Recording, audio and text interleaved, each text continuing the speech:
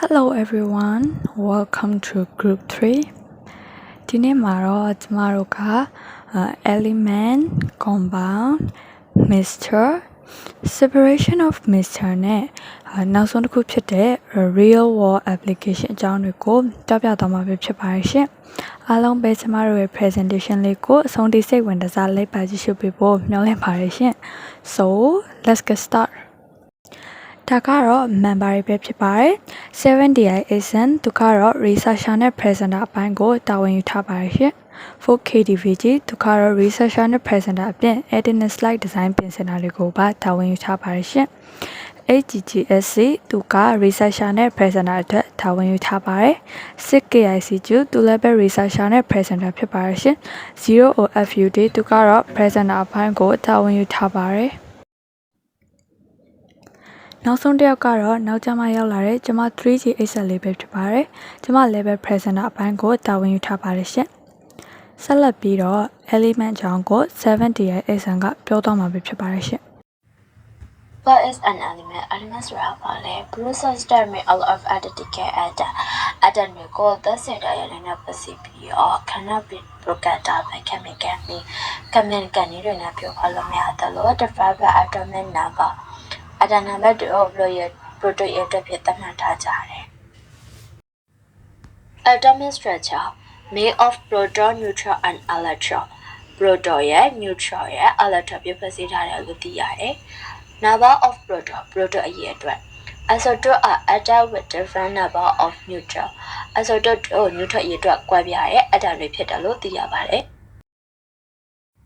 Classification of element မှာ matter ရဲ့ non-matter, matter ရဲ့ nucleus ဆိုပြီးတော့၄မျိုးခွဲခြားထားပါတယ် Element and chemical reaction ဒါတို့တုံ့ပြန်မှုမှာဆိုရင် and chemical reaction atom rearrange into new compound together by chemical bond atom တွေကို drop out တပြပြန်ပြီးတော့စီပြီးတော့ဒါတို့နှောက်ချက်များပြစီထားရဲဆိုတော့တွေ့ရပါတယ် Characteristics of element ဒါတို့ဖြစ်ပြမှုမှာဆိုရင် A few elements left go as several can be found in few from အနေငါတော့ဒါစင်မှာရွှေနေငွေကတော့တန်းစတဲ့ပုံစံတွေ့ရှိနိုင်ပြီးတော့ most element is as compound or mixture at the accused is a bad oxygen at the as liquid and room ဒါစအများစုတော့ကျတော့ကပ္ပမြေပေါ်ရလာမှာ drop out တော့ ion ဖြစ်ရှိနေကြတယ်ဥပမာပြအောင်လို့ဆိုရင်လေဒူတန်မှာအောက်ဆီဂျင်တွေကြောက်တိုးတွေဆီလီကွန်တွေလည်းတွေ့ရတယ်ပေါ့ The irreversibility of atom Atom cannot be divided, create or destroy in a chemical reaction. ဒါတို့တုံ့ပြန်မှုမှာဆိုရင် atom တွေပိုက်ချပြောင်းမဖန်တင်နိုင်ဘူး Atom of the same element has the same constant mass. ဖြည့်စည်းလို့လည်းများတယ်လို့တူညီရဲ့တက်ဆက်များရဲ့ atom တွေမှာတူညီရဲ့ကိတ္တတူတွေရှိတယ် Atom allegory arrangement ကျွေး chemical reaction but remain actually in identity. Atom များမှာဓာတုတုံ့ပြန်မှုအတွက်ပြန်မြောက်ဖွဲ့စည်းထားတာတွေ့ရတော့ညာလေအမှန်လက္ခဏာကြတော့မပြောင်းလဲသွားပါဘူး ဆက်လက်ပြီးတော့ compound လို့ခေါ်တဲ့ drop bound တွေအကြောင်းကို 6KICQ ကပြောပြပေးသွားမှာပဲဖြစ်ပါတယ် Definition of compound chemistry ဘာသာရပ်မှာဆိုရင်တော့ compound ဟာဆိုလို့ရှိရင် element နှစ်ခုသို့မဟုတ်နှစ်ခုထပ်မတူညီတဲ့ element နှစ်ခုသို့မဟုတ်နှစ်ခုထပ်ပိုတဲ့ element တွေပေါင်းစုပြီးတော့ဖွဲ့စည်းထားတာကို compound လို့ခေါ်ပါတယ်အဲ့လိုမျိုး element တွေပေါင်းကြတဲ့အခါမှာ element တွေကသူတို့အချင်းချင်းတုံ့ပြန်မယ်ပြီးလို့ရှိရင် C တွေနဲ့ပေါ့နော်chemical bond တွေနဲ့အချင်းချင်းပေါင်းဆက်မယ်အဲ့လိုမျိုးပေါင်းဆက်လိုက်တဲ့အခါမှာသူတို့ကိုအင်မတန်မှခွဲရခတ်သွားကြပါပြီဒါကြောင့်အဲ့လိုမျိုးပေါင်းဆက်တဲ့အခါမှာ C တွေပေါ့နော်ခုနကပြောခဲ့သူပဲပေါင်းဆက်လို့လုပ်ပြီးရဲ့ C တွေဟာဆိုလို့ရှိရင် as a result of sharing or exchanging electron between atom တွေကြားထဲမှာ electron ကို sharing လုပ်မယ်ပြီး exchanging electron အပြန်အလှန်သုံးဆက်တွေလုပ်ဆောင်မှာပဲဖြစ်ပါတယ်အခုဒီတစ်ခေါက်မှာဆိုရင်တော့ characteristic compound တွေကိုကြည့်ရမှာဖြစ်ပါတယ် Compound is a poor system compound ဆိုရင်တော့တန့်စင်တဲ့ဓာတ်ပစ္စည်းတစ်ခုဖြစ်ပါတယ်။ဘာကြောင့်သူ့ကိုတန့်စင်တဲ့ဓာတ်ပစ္စည်းလို့ခေါ်တာလဲဆိုလို့ရှိရင်တော့သူဟာဒီ fixed composition တိကျတဲ့ဖွဲ့စည်းမှုပုံစံတွေရှိလို့ပဲဖြစ်ပါတယ်။ always homogeneous အမြဲတမ်းတသားတည်းကြပါတယ် represented by a formula example sodium chloride NaCl methane CH4 and glucose C6H12O6 ပြီးတော့သူကအမြဲတမ်းတိကျတဲ့ formula တစ်ခုလည်းထုတ်ပေးပါတယ်ဥပမာ sodium နဲ့ chloride နဲ့ပေါင်းလိုက်လို့ sodium chloride ပြီးတော့ table salt ဆိုပြီးတော့သုံးစားဖြစ်လာတာမျိုး formula ကိုထုတ်ပေးတာဖြစ်ပါတယ် methane နဲ့ glucose ဆိုလည်းအဲ့ဒီတိုင်းပါပဲ There must be at least 2 different types of atom element in a compound မှာဆိုလို့ရှိရင်တော့အနည်းဆုံးမတူညီတဲ့ element နှစ်ခုရှိရပါမယ် Have a fixed composition အဲ့တော့တိကျတဲ့ဖွဲ့စည်းမှုပုံစံရှိတဲ့အတွက်ကြောင့် therefore a fixed ratio or atom represented by a fixed formula တိကျတဲ့အချိုးလည်းရှိမယ်ပြီးလို့ရှိရင်တိကျတဲ့ formula တစ်ခုလည်းထုတ်ပေးတာပဲဖြစ်ပါတယ်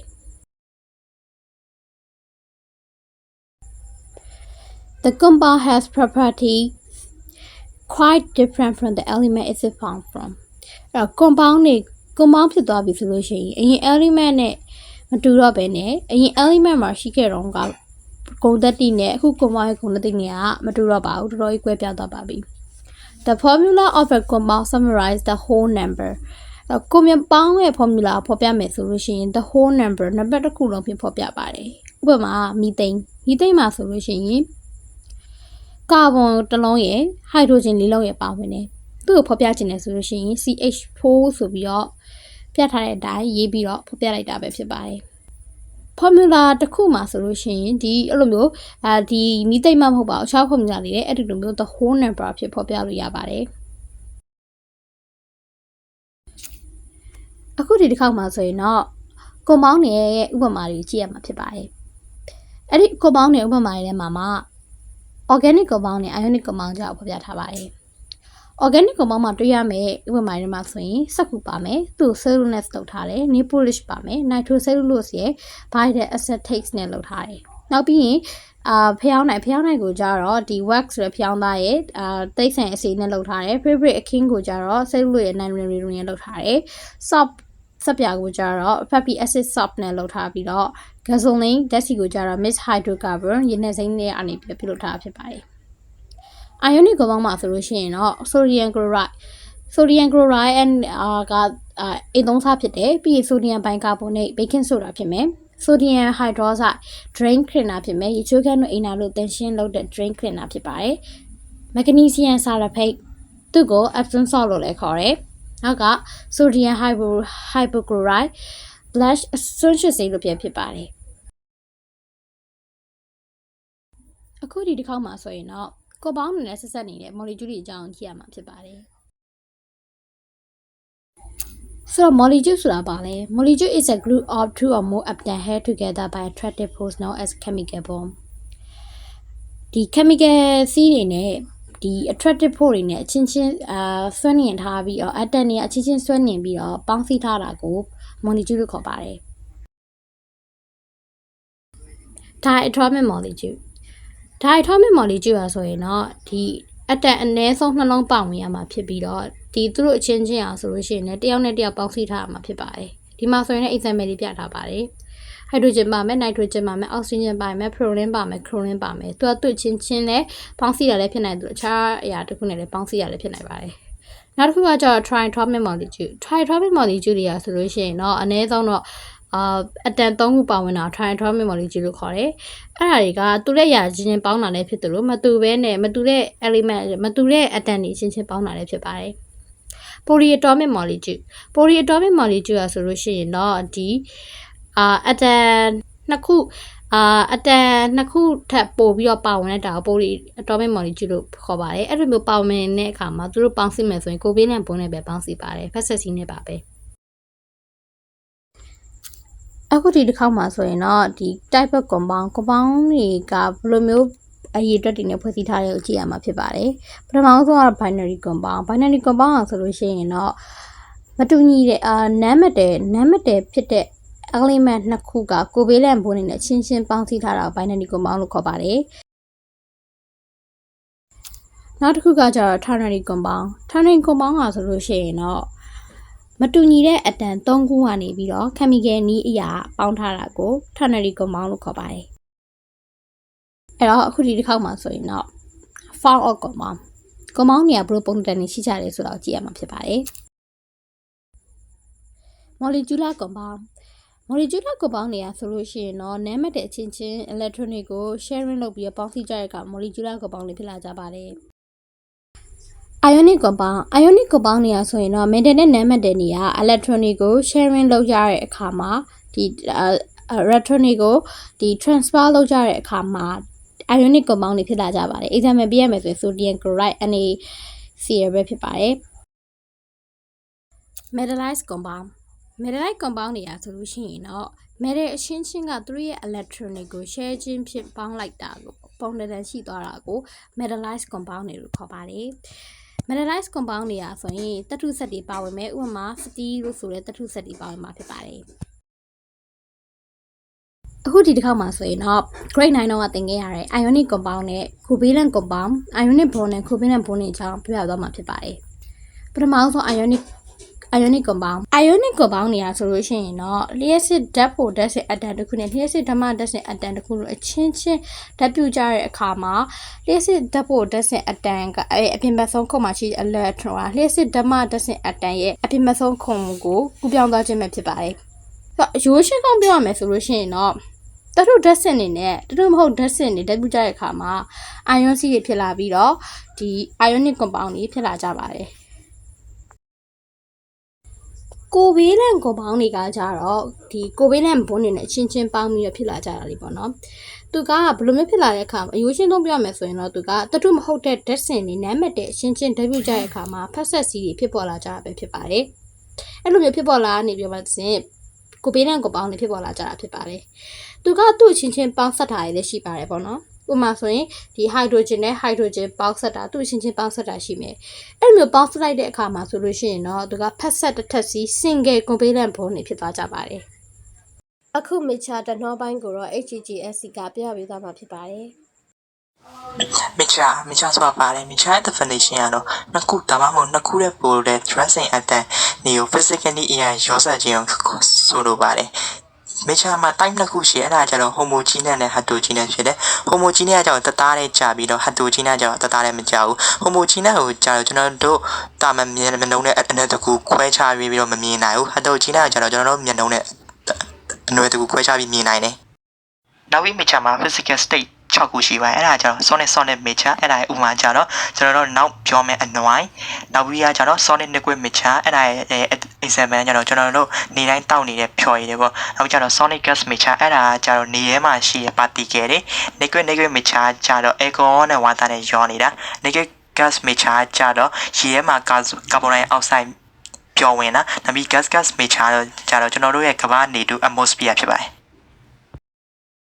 ဒါဆိုရင် compound နဲ့ mixture နဲ့ပါကွာတယ် compound ကကျတော့ pure substance ဖြစ်ပြီးတော့အဲ့ဒါကိုနှစ်ခုသားမို့နှစ်ခုတည်းပိုတဲ့ dressing တွေက chemically ရပေါင်းလာပြီးတော့သူ့မှာ fit ratio ရှိတယ် mixture မှာကျတော့သူ့မှာ fit ratio တော့မရှိဘူးသူက physically ရပဲပေါင်းလာတယ်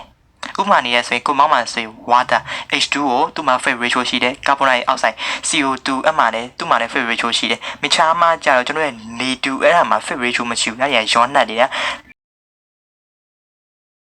နွိုင်းဆိုတာပါတယ်နွိုင်းဆိုတာ mixture တစ်မျိုးဖြစ်တယ်အကြောင်းမလို့ तू ကနှစ်ခုသားမဟုတ်နှစ်ခုတည်းပိုတဲ့ element တွေကိုပေါင်းစပ်လာတာဖြစ်တယ် तू ကထူးခြားတာကျတော့နှစ်ခုသားမဟုတ်နှစ်ခုတည်းပိုတဲ့ထဲမှာအနည်းဆုံးတစ်ခုကကျတော့ metal ဖြစ်ရမယ် तू ကကျတော့ pure metal တဲ့ပိုပြီး strong ကဖြစ်တယ်နောက်ပြီးပိုပြီးကျွေးပဲပိုခံတယ်နောက်ပြီးကျတော့ तू ကကျတော့တန်ချင်းမတက်နိုင်ဘူးအဲ့လိုတန်ချင်းမတက်နိုင်တာအတွက်မတက်နိုင်ဘူးအတွက်အကျိုးထုတ်လုပ်တာထားတယ် stainless steel ခေါ်တဲ့အနွိုင်းတစ်ခုတည်းရှိတယ်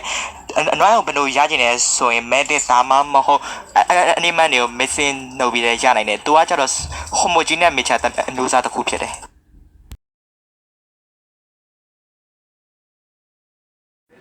နောက်ပြီးကျတော့ကပောင်းမှာအသုံးအများဆုံး mixture separation ဒီ၃ခုပြပြမှာဖြစ်ပါတယ်ပထမဆုံးသူကကျတော့ filtration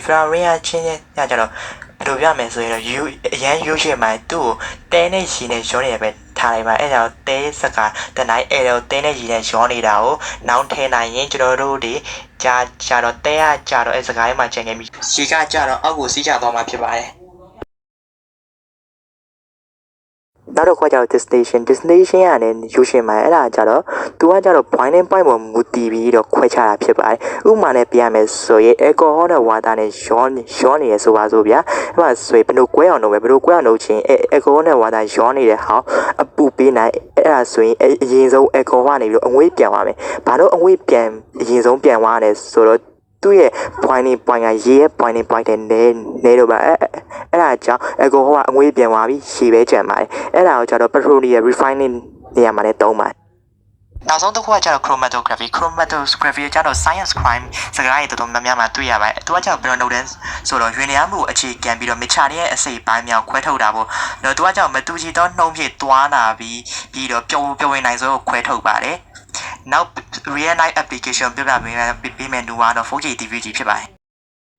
ဆိုတော့ကျမကနေဆက်ပြီး elements တွေ compound တွေ mixture တွေနဲ့ဒီ mixture တွေကို separation လုပ်တဲ့နည်းတွေကိုတကယ်လက်တွေ့ဘဝမှာဘယ်လိုတွေအသုံးချနေလဲဆိုတာကိုပြပြပေးသွားမှာပဲဖြစ်ပါရဲ့ရှင်ပထမအဆုံးအနေနဲ့ elements dressing နေပေါ့နော် periodic table က118ခုသော elements တွေကသူ့နေရာနဲ့သူတို့အသုံးဝင်နေကြတာပါပဲအဲကမှကျမတို့နေ့စဉ်ဘဝမှာထိတွေ့နေရတဲ့ dressing လေးခုကိုနည်းနည်းတော့ပြပြပေးသွားပါမယ်ပထမတစ်ခုကတော့အောက်ဆီဂျင်ပဲဖြစ်ပါတယ်။အောက်ဆီဂျင်ဆိုတာကတော့ကျမတို့သက်ရှိတွေအတွက်မရှိမဖြစ်လိုအပ်တဲ့အရာပဲဖြစ်ပါတယ်။အဲဒါကြောင့်ဆေးရုံတွေမှာအသုံးပြုတဲ့အောက်ဆီဂျင်ဘူးတွေမှာထည့်သွင်းအသုံးပြုကြတာပဲဖြစ်ပါတယ်။ကိုဗစ်ကာလမှာလည်းအောက်ဆီဂျင်ပြတ်လတ်မှုကြောင့်ဒုက္ခရောက်ခဲ့ရတာကလည်းအောက်ဆီဂျင်ရဲ့အရေးပါပုံကိုပြသလို့နေပါတယ်။အောက်ဆီဂျင်သည်မီးလောင်မှုကိုအားပေးသည်ဆိုတဲ့စာကြောင်းအတိုင်းသူ့ကို combustion လောင်ကျွမ်းစေတဲ့ဖြစ်စဉ်တွေမှာလည်းအသုံးပြုပါသေးတယ်။နောက်တစ်ခုဖြစ်တဲ့ ion တန်ပေါ့နော်။သူ့ကိုတော့စောက်လုပ်ရေးတွေမှာအသုံးပြုပြီးတော့တန်တက်ဖြစ်အားဆေးတွေမှာလည်းအသုံးပြုပါတယ်။ calcium Ca ကိုတော့ကျမတို့အယိုးအားဆေးလိုနေရာမျိုးမှာအသုံးပြုကြပါတယ်။ calcium ဓာတ်ဖြည့်စာအနေနဲ့ပေါ့။စောက်လုပ်ရေးလုပ်ငန်းတွေမှာအသုံးပြုတဲ့ဘီလက်မီမှာလည်း calcium ကိုထည့်သွင်းအသုံးပြုကြပါတယ်။ဆီလီကွန်ကတော့ကွန်ပျူတာ chips နဲ့ solar panels တွေမှာအသုံးပြုပါတယ်။ဒီ slide ထဲမှာမပေါ်ပြထားတဲ့နောက်ထပ်နေရာတစ်ခုမှာလည်းဆီလီကွန်ကိုအသုံးပြုပါတယ်။အဲ့ဒီဆီလီကွန်ကိုမှဆီလီကွန် gel ကိုပေါ့နော်ရင်လေးချင်တဲ့အမာကြီးတွေသွားလုပ်တဲ့ breast surgery တွေရဲ့ဆီလီကွန် implants တွေမှာထည့်သွင်းအသုံးပြုကြပါတယ်။ဝချမ်းပြမဖြစ်ချင်တဲ့သူတွေသွားလုပ်ကြတာပေါ့နော်။နောက်ထပ်ပြောပြပေးသွားမယ့်အကြောင်းအရာလေးကတော့ compounds တချို့ရဲ့အသုံးဝင်ပုံလေးတွေပဲဖြစ်ပါတယ်။ပထမအဆုံးတစ်ခုအနေနဲ့ကျမရွေးချယ်ထားတာကတော့ကာဗွန်ဒိုင်အောက်ဆိုက် CO2 ပဲဖြစ်ပါတယ်။သူ့ကိုကျမတို့စေကြောသက်တွေနေတိုင်းလိုတောက်သုံးချင်နေတဲ့ carbonated drinks တွေမှာအသုံးပြုပါတယ်။ carbonated drinks တွေကိုဥပမာပေးရမယ်ဆိုရင်တော့ Coca-Cola တို့ Pepsi တို့ Max Plus တို့လိုပေါ့နော်။အဲ့ဒီအအေးတွေကိုကျမတို့တောက်ဖို့အဖုံးဖွင့်လိုက်တဲ့အခါမှာ share ကနေအတန်နဲ့တူအမြုပ်တွေထွက်လာပါတယ်။အဲ့ဒါကာဗွန်ဒိုင်အောက်ဆိုက်ပါဝင်နေလို့ပဲဖြစ်ပါတယ်။နောက်ထပ်တစ်ခုကတော့ fire extinguisher မီးသတ်ဆေးဘူးတွေပေါ့နော်။မီးသတ်ဆေးဘူးတွေမှာကျမတို့ကာဗွန်ဒိုင်အောက်ဆိုက်ကိုထည့်သွင်းသုံးပြီးကြပါတယ်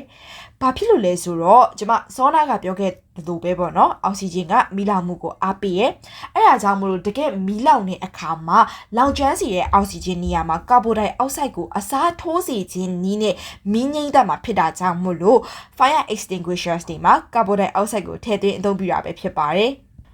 နောက်ထပ်တစ်ခုကတော့ ammonia NH3 ပေါ့နော်သူ့ကို household cleaning products လိုမျိုးပေါ့နော်အိမ်မှာတန့်ရှင်းလုပ်တဲ့ပစ္စည်းတွေမှာအသုံးပြုကြပါတယ်နောက်ထပ်တစ်နေရာအနေနဲ့ fertilizers ဓာတ်မြေဩဇာတွေမှာလည်းအသုံးပြုပါတယ်နောက်ထပ်တစ်ခုအနေနဲ့ကျွန်မပြပြပေးသွားမှာကတော့ calcium carbonate CaCO3 ပေါ့နော်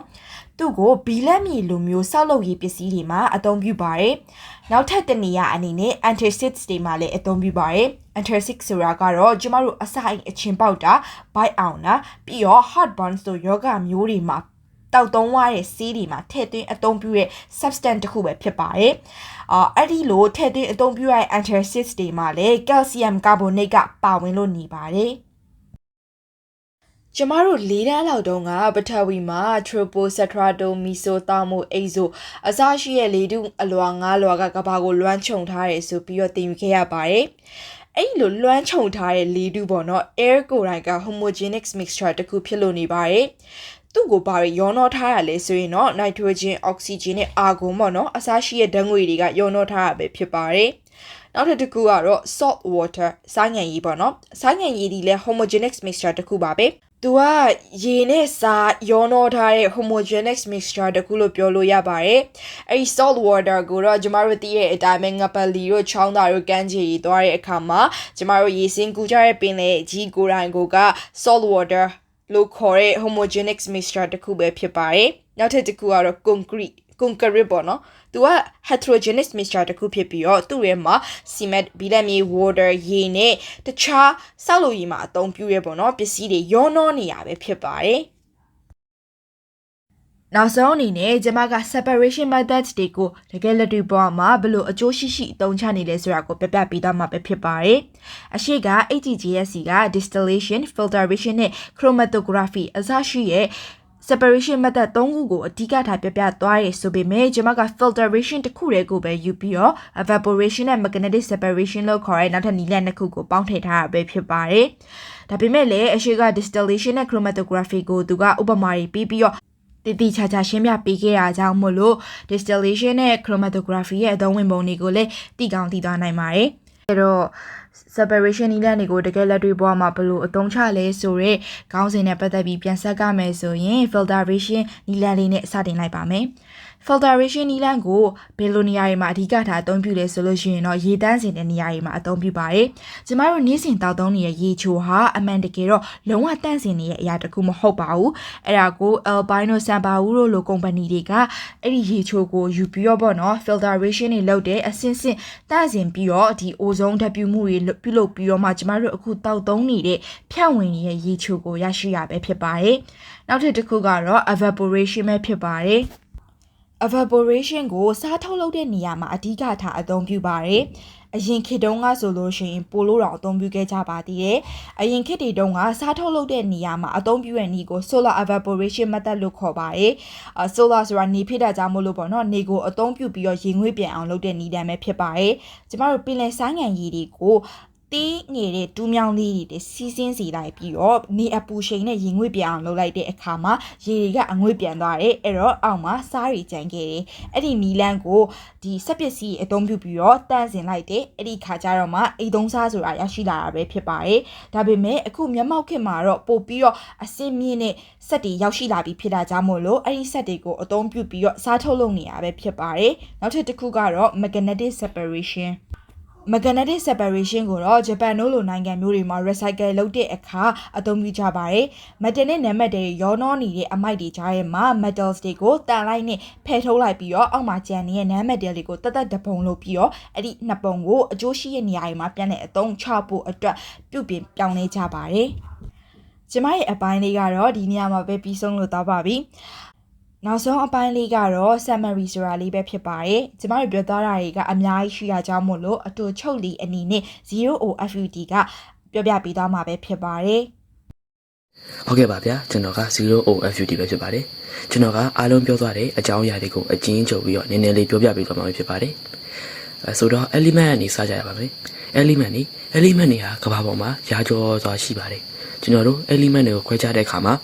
သူတို့ရဲ့ proton အရေးအတွက်ကိုကြည့်ပြီး metal, non-metal, metalloid, noble gas ဆိုပြီးတော့အမျိုးအစားအမျိုးမျိုးခွဲခြားနိုင်ပြီးတော့ထို element အမျိုးအစားတွေ chemically react ဖြစ်တဲ့အခါမှာတော့ compound တွေထွက်ပေါ်လာပါတယ်။ compound တွေက pure substance ရော homogeneous ရောဖြစ်ပါတယ်။ဘာလို့လဲဆိုတော့ compound ရဖို့ဆိုရင် element တွေကအချိုးတွေအစတွေပေါ့နော်။ပေါင်းနဲ့ပေါင်းဆက်ရလို့ပဲဖြစ်ပါတယ်။ထို element တွေပေါင်းဆက်တဲ့အခါမှာ bond တွေဖြစ်ပေါ်လာပါပြီးတော့ compound တွေဖြစ်လာပါတယ်။ bond တွေဆိုတာပြောမယ်ဆိုရင် molecular bond, metallic bond, covalent bond, ionic bond တို့ဖြစ်ပြီးတော့အဲ့ဒီ bond တွေပေါ်မူတည်ပြီးတော့ molecular compound, ionic compound, covalent compound, metallic compound တို့ဆိုပြီးတော့ခွဲသွားပါတယ်။ဒါကတော့ compound အကြောင်းပဲဖြစ်ပါတယ်။အကယ်၍ element တွေဟာ chemically မဟုတ်ဘဲနဲ့တော့ physically react ဖြစ်တဲ့အခါမှာ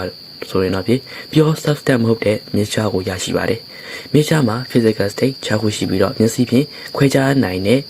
ဟာရှိတယ်လို့မခွဲခြားနိုင်တဲ့အရာတွေလည်းရှိပါတယ်။ဥပမာအနေနဲ့ပြောရမယ်ဆိုရင်ဖြင့် alloy ပေါ့ alloy ဆိုတာကသတ္တု2မျိုး or ဒါမှမဟုတ်2မျိုးထပ်ပိုတဲ့ element တွေပေါင်းထားတဲ့ mixture ဖြစ်ပါတယ်။သူကတန်တွေထပ်ပိုပြီးတော့တန်လဲတန်မှာသလိုပိုပြီးတော့လည်းမှာပါတယ်။မျက်စိနဲ့တချို့အရာတွေကခွဲခြားနိုင်ပြီးတော့တချို့ကတော့မရပါဘူး။နောက်ဆုံးအနေနဲ့ mixture တွေခွဲတဲ့နည်းပါ